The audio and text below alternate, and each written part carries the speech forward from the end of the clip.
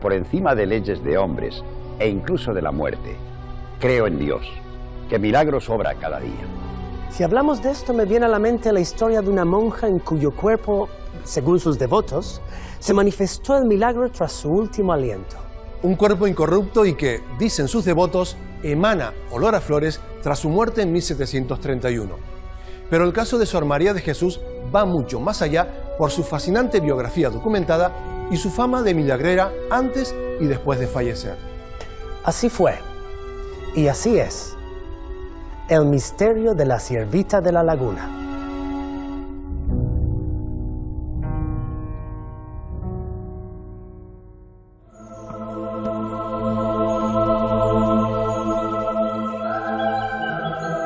Me viene a la mente algo que un sabio anciano me dijo una vez. El tiempo no pasa igual para todos. Lo que no esperaba es descubrir un hecho que convierte esa metáfora en una misteriosa realidad.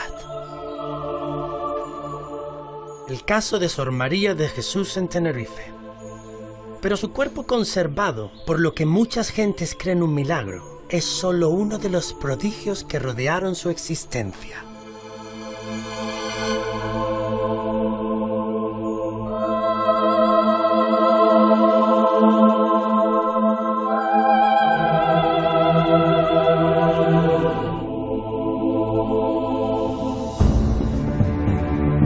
La Siervita nació el 23 de marzo de 1643 en el municipio del Sausal.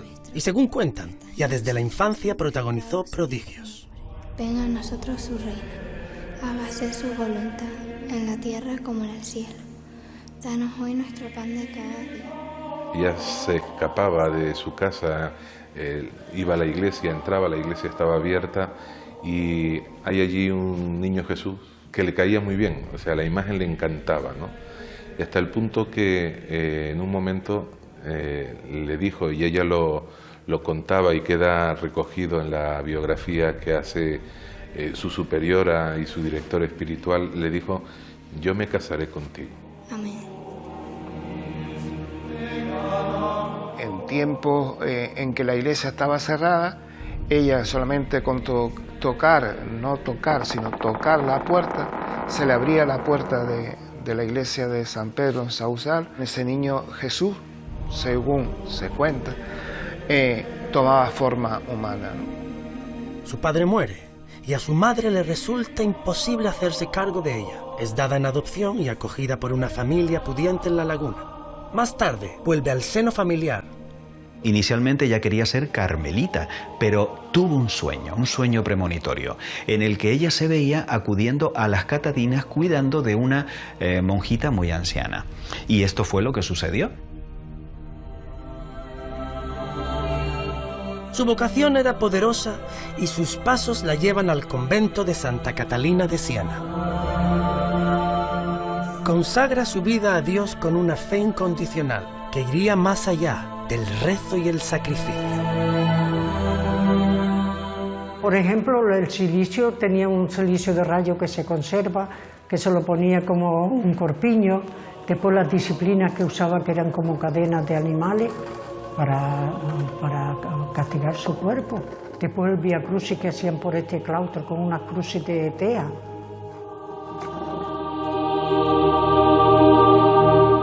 A lo largo de su vida, los milagros que se le atribuyen se multiplican para asombro de los muchos testigos que recogen las crónicas. Estaba en el coro rezando y alguna hermana la veía que parecía que estaba elevada, ingrávida, como que no estaba apoyada en ningún lado, ¿no? Éxtasis, bilocaciones, clarividencia, telequinesis. Hubiera sido, en la actualidad, un verdadero deleite para cualquier estudiante de los fenómenos paranormales. Uno de esos relatos implica al famoso corsario Amaro Pargo. Imagínate la siguiente escena. Nos encontramos en Cuba de noche y el corsario Amaro Pargo está durmiendo. De repente alguien rompe la puerta con un cuchillo, un turco que quiere asesinarlo. Y aterrado, observa que está a punto de morir. Sin embargo, en ese momento se le aparece nimbada de luz una monja que impide ese asesinato. A partir de ese momento, Amaro Pargo empieza a investigar y le surge una devoción fantástica por aquella mujer que le había salvado la vida con un fenómeno de bilocasión. Se trataba de Sor María de Jesús de León Delgado, que se encontraba a miles de kilómetros de distancia en su convento de Santa Catalina de Siena, en la ciudad de La Laguna. Y ni siquiera esa hora, que todos tenemos marcada en el reloj del destino, escribiría la última página de su historia.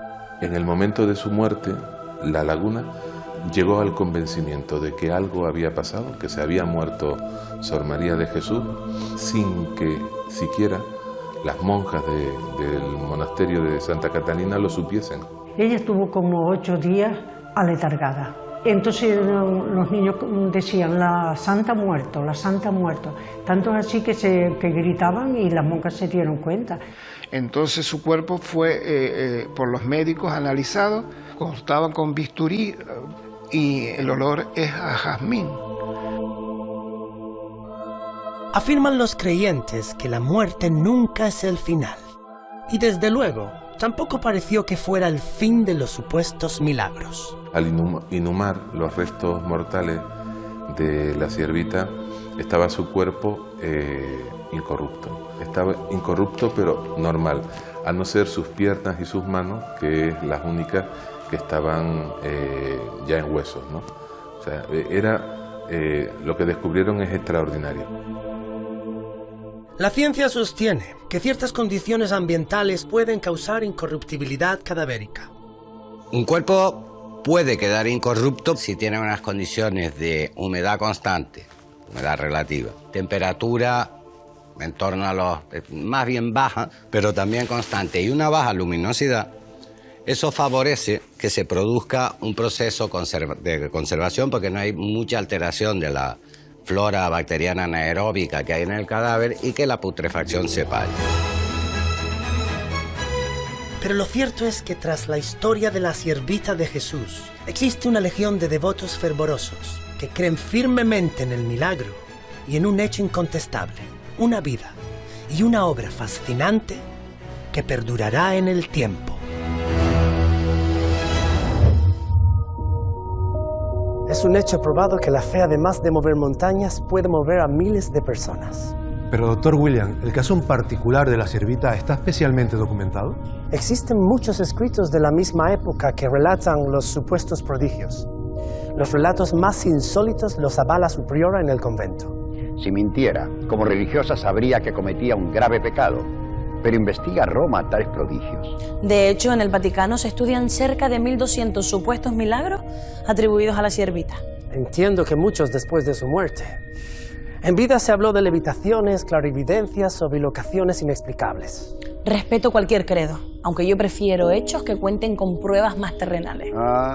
Tomás no creyó hasta que tocó con sus manos y vio con sus ojos a Jesús resucitado. En todo caso, los fieles esperan que la siervita sea beatificada próximamente. Su caso está en manos del Vaticano desde hace años. Lo que siempre se discutió es la naturaleza del cuerpo incorrupto de Sor María y de su descrito olor a flores. Milagro para unos, efecto ambiental para otros. Me temo que el encuentro entre esa ciencia que mentáis y la fe no es sencillo. Mas coincidiremos que la muerte nos llega a todos.